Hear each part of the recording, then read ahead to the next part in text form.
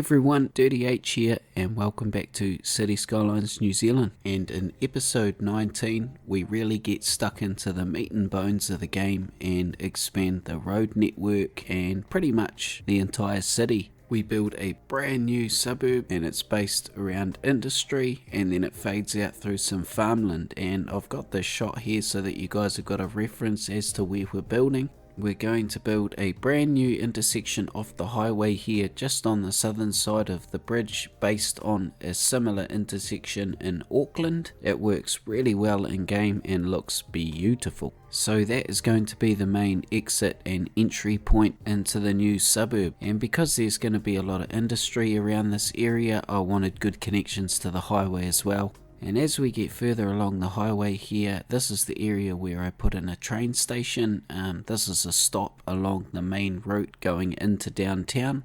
My intention is to still have quite a few thousand people living in this suburb, even though it's an industry suburb. And as we tail off more south, there will also be a very small settlement down here with some scarce properties and farmland. So I'm also hoping that you guys get some inspiration off this episode, because I really struggled for a while there to make the edge of my cities look realistic, and I've got some really simple tips that you might pick up along the way in this episode.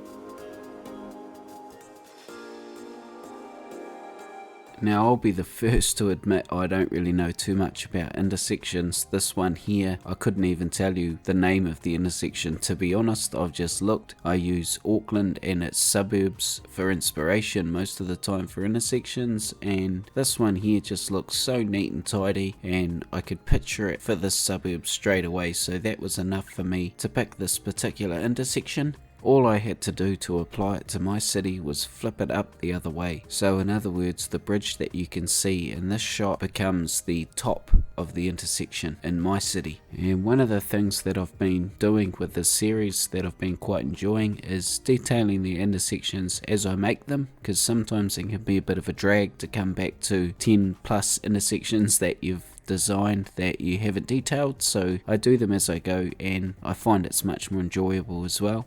I guess the only real difference that I'm adding with my intersection here as opposed to the real one we just seen with Google Earth is I'm also designing a roundabout for the very end of it, because roundabouts are awesome and they work really well in City Skylines, and I can make it look pretty cool with some like garden medians and stuff like that as well. So the next part I move on to here is I wanted to add access into the back of the marina area of the city via this intersection. So this bridge you see me putting over the river here is going to run up the riverbank and connect to the roundabout that comes off the highway. And that is because it is quite the trek from the downtown highway off-ramp all the way to this marina, and it makes sense to have a bridge here so that anybody travelling from the south here that needs to get to the marina along the highway has a very short exit point here to get to their destination.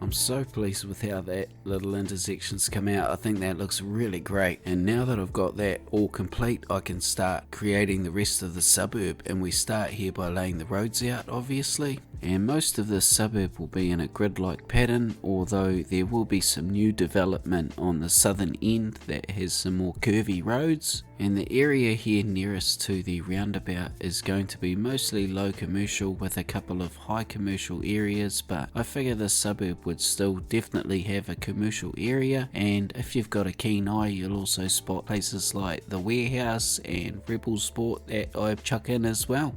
I keep the detailing here fairly simple as well, with just some car parks and a couple of trucks and a small industry area nearest to the roundabout, but the real industry area gets expanded out here to the left hand side of the camera, which is the eastern side of the suburb.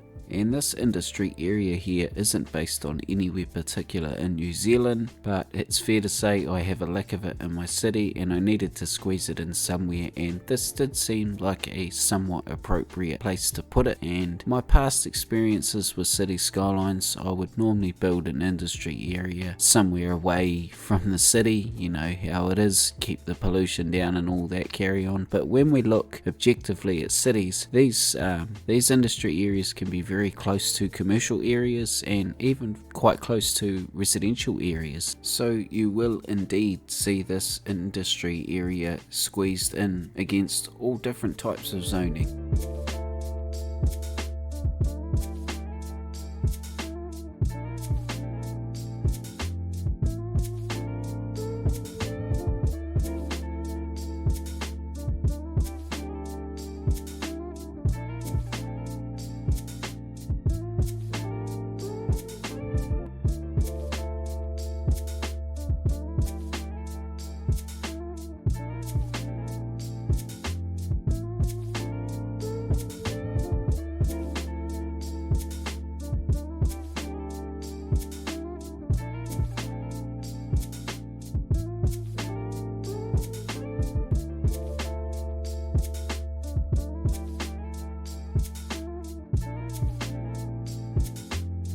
So in case you didn't know, New Zealand actually has quite a lot of farmland. And this small section that you see me putting in here is the beginning of a lot of farmland. I reckon I've put in probably about 10 square kilometers of farmland in this episode. Obviously I cut out all the boring stuff and you guys just get to see the cream. But using Google Earth and looking down, I noticed that the paddocks all run very close to the urban areas, and in some cases they mix with the urban areas. So that's exactly what I'm going to apply to the city. I think the biggest thing that I got out of looking at these small suburbs on Google Earth is that there really isn't any wasted space. There's no such thing as wasted space. If there's empty space, then it's generally used for grazing animals, or it's close to a water source, or it's very rugged terrain that's not suitable for farming. So the challenge was set, and that was to basically create this entire valley so that it looked like every part of the land was being used. So some of the ideas that I'm using here to create these realistic paddocks is I will use the surface painter to modify the colour of some of the paddocks, and if you've got theme mixer you can mess with the particular colour that you change them, which is great. I'll also add some trees around some of the paddocks, not all of the paddocks, and I will vary the trees and the amount applied. And then once the shapes of the paddocks has been put into place, I can bring the existing foliage in what would be the wild areas or unfarmed areas right in next to the fence lines. This creates a really defined edge between the area that's being farmed and the area that is not, and it helps create a more realistic look to your farms and paddocks. There is some cool field assets available from the Steam Workshop that look super realistic, but they generally only work on flat terrain, and yeah, that doesn't really work that well with a super realistic city. A lot of the paddocks are up and down and very undulated. It's not very often you'd get a super flat paddock whatsoever. So the method I've just explained is the best that I've found for applying to all sorts or all types of different terrain, and can also be enhanced in many ways with fences and roads and culverts and grass props and all of those types of things as well. Anyway, you just see me put in the railway station for this suburb, and it's very simple. There's a couple of other lines that run through and then a separate third line that runs into the station. This is to allow obviously the trains to go through that aren't calling into the station without holding up the line. I also do a little bit of detailing here as well, and this is nothing too fancy. I want to make it look quite rugged, like this maybe doesn't get used too much in here, and it's right on the edge of the low commercial area as well, which I wouldn't normally do, but it's actually what we'd see looking at Google Earth. We see these areas really close to urban areas, so hopefully this helps add to the realism.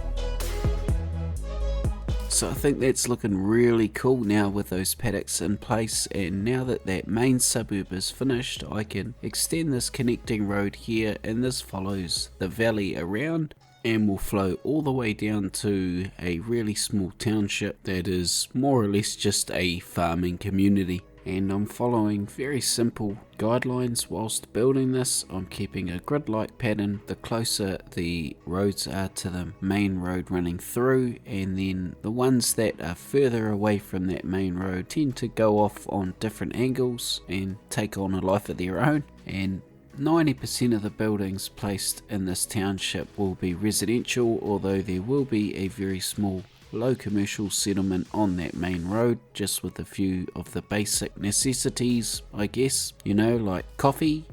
And as you see this come together with these shots and some of the basic work I've done with the paddocks and the surrounding areas, it's really starting to look cool. So I'm starting to sound like I'm repeating myself here, but again, when we look at Google Earth, we can see that we get concentrations of trees around water sources. So I look to do that here, and what I got from looking at Google Earth was 90% of the time we couldn't actually see the water source itself. It was more or less just these congregations of trees, and the way that they were set up, they were running with the terrain, with the land. You could just tell that they were following water sources. And of course, because these water sources are part of the makeup of the shape of the land, the paddocks generally conform around these. So I end up deleting a lot of these paddocks you see here once I put these sources in and make them conform to the shape of these. And this is the first time I've applied this type of thing, and I think this looks really good. What do you guys think, man? Let me know in the comments. So some of the other things you'll see me do here to finish off these farmlands is just really try and stick to the basics. So I'm running roads in around the shapes of the paddocks to give access obviously to the farmland and to the house lots. I continue adding trees and fences around most of, or if not all of, the paddocks. And I guess the biggest thing I'm trying to do here with these paddocks is really try and vary them. I don't want to get caught up in creating the same paddock over and over again. So some will become vineyards, some will become really tight, small paddocks with a particular hedge around them. Maybe they're a nursery or something, and others won't have any foliage around them at all. I think that variation is key with making it look as realistic as possible.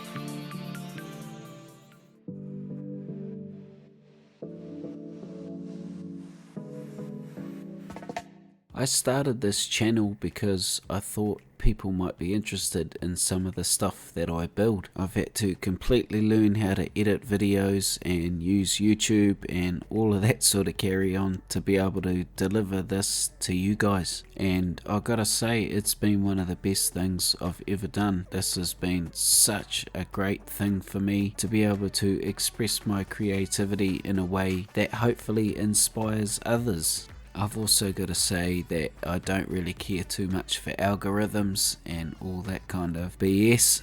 I'm interested in making videos that inspire you guys to make stuff in this game that you might not thought was possible before. You know, maybe I inspire you in other ways as well, I'm not sure, but I've heard people say that they want to come to New Zealand after watching the series. Well, you know, just quietly that puts a lot of pressure on me, because if it's nothing like what you've seen in my series, I might be in trouble. So whatever you do, if you do end up coming to New Zealand, don't look up Dirty H in the phone book, because we're so small over here you'll probably find me. But anyway guys, that's enough jibber jabber from me. I hope you've enjoyed the episode. I appreciate your support. I really enjoy all of your comments, you know, good or bad, chuck them out there, and I hope to see you guys on the next one. Take it easy.